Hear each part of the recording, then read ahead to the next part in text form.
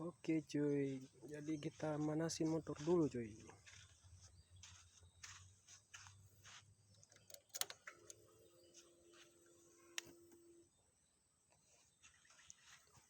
Lagi panas banget cuy.